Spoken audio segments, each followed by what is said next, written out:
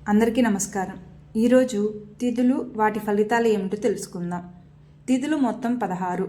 నెల రోజుల్లో ఒక్కో తిథి 2 సార్లు వస్తుంది. పౌర్ణమి, అమావాస్య మాత్రమే ఒక్కసారి వస్తాయి. ఇలా పాడ్యం నుంచి అమావాస్య వరకు మొత్తం 30 రోజులు కలిపితే ఓ తెలుగు నెల. ప్రతి నెల అమావాస్య తర్వాత ప్రారంభమయ్యే పాడ్యమితో తెలుగు నెల మొదలైతే అక్కడి నుంచి 15 రోజులకు పౌర్ణమి వస్తుంది. పౌర్ణమి ముందున్న రోజులను శుక్లపక్షమని, అమావాస్య ముందున్న రోజులను కృష్ణపక్షమని అంటారు. తిథులు వాటి ఫలితాలు. పాడ్యమి ఉదయం పనులకు మంచిది కాదు. తిథి అర్ధభాగం తరువాత మంచిది. విదియ ఏ కార్యము తలపెట్టినను శుభకరము. తదియ అన్ని కార్యములందు విజయం ఆనందం కలిగించును. చవితి మధ్యాహ్నం 1 గంట తర్వాత మంచిది. పంచమి శుభమునకు చిహ్నం, లాభము సమకూరును. షష్ఠి రాత్రి సమయము మంచిది. సప్తమి అన్ని కార్యములకు మంచిది. అష్టమి మంచిది కాదు. నవమి మంచిది కాదు. దశమి అన్ని కార్యములకు విజయము. ఏకాదశి అన్ని కార్యములకు విజయము. ద్వాదశి ప్రయాణములకు ఆహారం తిని వెళ్ళినచో శుభప్రదం, లాభం కలుగును. త్రయోదశి అన్ని కార్యములందు విజయము కలుగును. చతుర్దశి మంచిది కాదు. పౌర్ణమి అన్ని కార్యములకు విజయము కలుగును. అమావాస్య మంచిది కాదు. సాధారణంగా ఏదైనా కొత్త పని ప్రారంభించాలి అనుకుంటే మంచి రోజు చూసుకొని మొదలు పెడతారు. పౌర్ణమి ముందు రోజుల్లో ముహూర్తం చూసుకుంటారు. అమావాస్యకు 3 రోజుల ముందు నుంచి ఎదురు అమావాస్యతో ఎందుకులే అనేస్తారు. పెద్ద పెద్ద కార్యక్రమాలు, శుభకార్యాలు అయితే నేరుగా పండితుల దగ్గరకు వెళ్ళి ముహూర్తం పెట్టించుకుంటారు. కానీ చిన్న చిన్న పనులకు, ప్రారంభోత్సవాలకు, ఉద్యోగం, వ్యాపారంలో కొత్త ప్రారంభాలకు మంచి తిథి చూసుకొని రంగంలోకి దిగేస్తారు. కొన్నిసార్లు తిథి కన్నా తారాబలం చూస్తారు. మీ నక్షత్రం నుంచి ఆ రోజు ఉన్న నక్షత్రం వరకు కౌంట్ చేయాలి. సరి సంఖ్య వస్తే మంచిది, బేసి సంఖ్య వస్తే అడ్డంకి అని అర్థం. తిథులు విభజన వాటి ఫలితాలు. సూర్యచంద్రుల మధ్య దూరాన్ని తిథి అంటారు. చంద్రుడు సూర్యుడిని దాటి 12 డిగ్రీలు నడిచిన ఒక తిథి అగును. దీనిని శుక్లపక్ష పాడ్యమి అంటారు. చంద్రుడు సూర్యుడిని దాటి 180 డిగ్రీలు నడిచిన దానిని శుక్లపక్ష పాడ్యమి నుండి పౌర్ణమి వరకు, చంద్రుడు సూర్యుడిని దాటి 180 డిగ్రీల వరకు ఉన్నంతకాలం శుక్లపక్షం. చంద్రుడు సూర్యుడిని దాటి 180 డిగ్రీల నుండి 360 డిగ్రీల వరకు నడుచు కాలం కృష్ణపక్షం అగును. ఒక నెలలో శుక్లపక్షం, కృష్ణపక్షం అని 2 భాగాలుగా చేయబడింది. శుక్లపక్షంలో 15 తిథులు, కృష్ణపక్షంలో 15 తిథులు ఉంటాయి. శుక్లపక్షంలో 15 తిథి పూర్ణిమ, కృష్ణపక్షంలో 15వ తిథి అమావాస్య.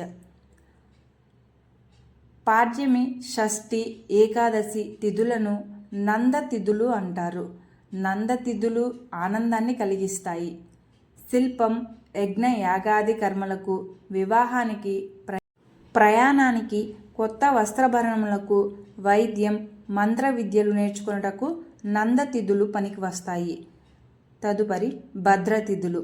విదియ, సప్తమి, ద్వాదశి తిథులను భద్రతిథులు అంటారు.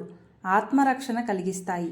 వాస్తుకర్మలకు, యాత్రలకు, ఉపనయనమునకు, పూజలకు, విద్యాభ్యాసనముకు, వాహనముల అధిరోహణకు, సంగీతం, ఆహార సేకరణకు భద్రతిథులు మంచివి. తదుపరి జయతిథులు. తదియ, అష్టమి, త్రయోదశి తిథులను జయతిథులు అంటారు. జయాన్ని కలిగిస్తాయి.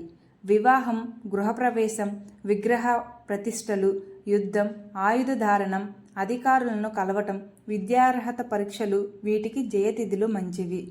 తదుపరి రిక్త తిథులు. చవితి, నవమి, చతుర్దశి తిథులను రిక్త తిథులు అంటారు. ఫలితాన్ని ఇవ్వలేవు. అగ్ని సంబంధ కర్మలకు, అసత్య భాషణకు, విరోధాలకు, హాని కలిగించే విషయాలకు, పాప కార్యాలకు రిక్త తిథులు మంచివి. తదుపరి పూర్ణతిథులు. పంచమి, దశమి, అమావాస్య, పౌర్ణమి తిథులను పూర్ణతిథులు అంటారు. పూర్ణ ఫలితాన్ని ఇస్తుంది.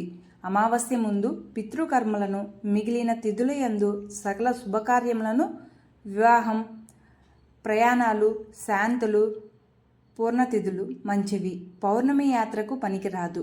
సిద్ధతిథులు శుక్రవారంతో కూడిన నందతిథులు, శనివారంతో కూడిన రిక్తతిథులు, గురువారంతో కూడిన పూర్ణతిథులు సిద్ధతిథులు అనబడును. ఇట్టి తిథులయందు సర్వకార్యములు సిద్ధించును, నెరవేరును. దగ్ధయోగ తిథులు ఆదివారం ద్వాదశి, సోమవారం ఏకాదశి, మంగళవారం పంచమి, బుధవారం తదియ, గురువారం అష్టమి, శనివారం నవమి కలిసిన దగ్ధ యోగ తిథులు అంటారు. అన్ని శుభకార్యములయందు ముఖ్యంగా వాస్తు కర్మలయందు నిషిద్ధం. కాలచక్రాన్ని బట్టి లెక్కగట్టే సాధనాలలో తిథులకు చాలా ప్రాధాన్యత ఉంటుంది. ఒక్కో తిథికి ఒక్కో దేవతను అధిపతిగా చెబుతారు. ఆయా తిథులలో వాటి అధిదేవతలను పూజించడం వల్ల సత్ఫలితాలు కలుగుతాయని చెబుతారు. అయితే తిథులకు ఉండే ఆదిదేవతలు ఎవరు, ఆయా తిథులను బట్టి ఫలితాలను ఏ విధంగా ఉంటాయి అనేది ప్రస్తుతం మనం తెలుసుకుందాం. పాడ్యమి తిథికి అగ్ని అధిదేవత. ఈ తిథి యొక్క వ్రతఫలం విషయానికి వస్తే సత్ఫల ప్రాప్తి కలుగుతుంది. అశ్విని దేవతలు విధియ తిథికి అధిదేవతలు. ఆ తిథి యొక్క వ్రతఫలం విషయానికి వస్తే ఆరోగ్య వృద్ధి కలుగుతుంది. తదియ తిథికి గౌరీదేవి అధిదేవత. ఈ తిథి వ్రతఫలంగా సుమంగిలి అనుగ్రహం కలుగుతుంది. చవితికి వినాయకుడు అధిదేవత. వ్రతఫలంగా విఘ్ననాశనం కలుగుతుంది. పంచమి తిథికి నాగదేవత అధిదేవత.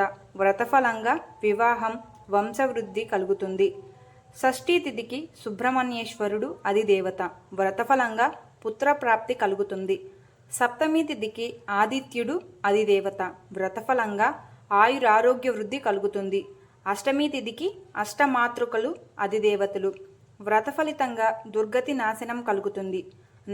నవమి తిథికి దుర్గాదేవి అధిదేవత. వ్రతఫలంగా సంపద సిద్ధి కలుగుతుంది. దశమి తిథికి ఇంద్రాది దశ దిక్పాలకులు అధిదేవతలు.